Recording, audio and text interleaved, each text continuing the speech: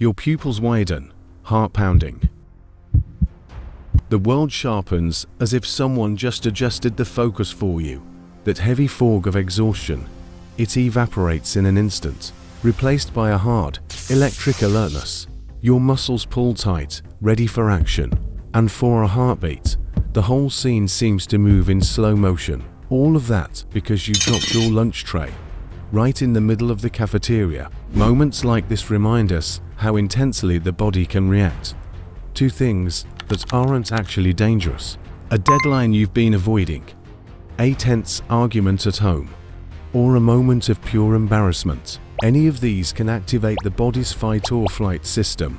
This response is a package of hormonal and physical changes that originally evolved to help our ancestors survive real threats, dodging venomous animals, or escaping predators with sharp teeth and bad intentions. Today, the same response fires up even when the danger is just social pressure or stress.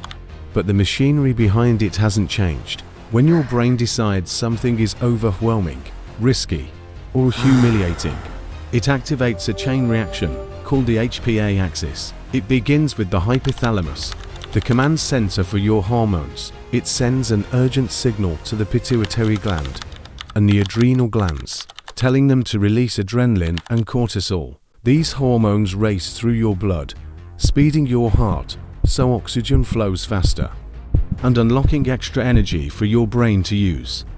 This surge is why you can react instantly when a car suddenly swerves into your lane. But stress isn't only about survival. In small amounts, it can actually help you. It sharpens your motivation. Nothing fuels practice quite like a performance you're not ready for.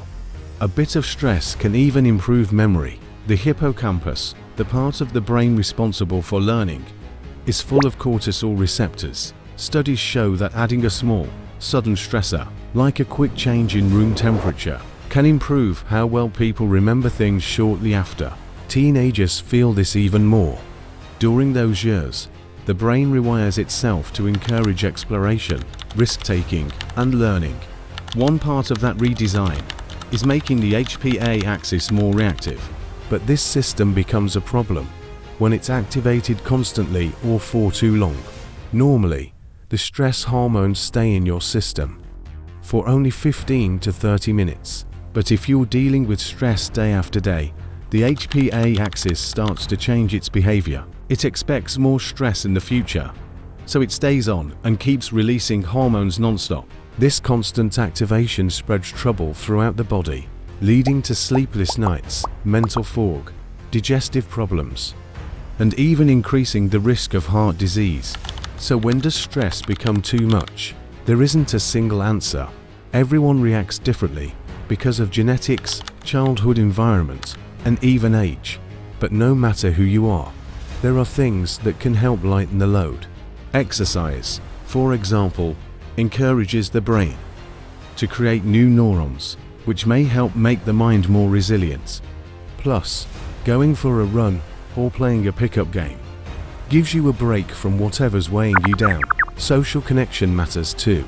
Being around people you care about can soften your body's stress response, possibly because of oxytocin, a hormone that strengthens social bonds and reduces the intensity of the HPA axis. And small daily habits, like taking slow breaths during tense moments or writing your thoughts in a journal, can slowly reshape the way you handle stress. These mindfulness tools help you understand your inner world and keep your attention anchored in the present.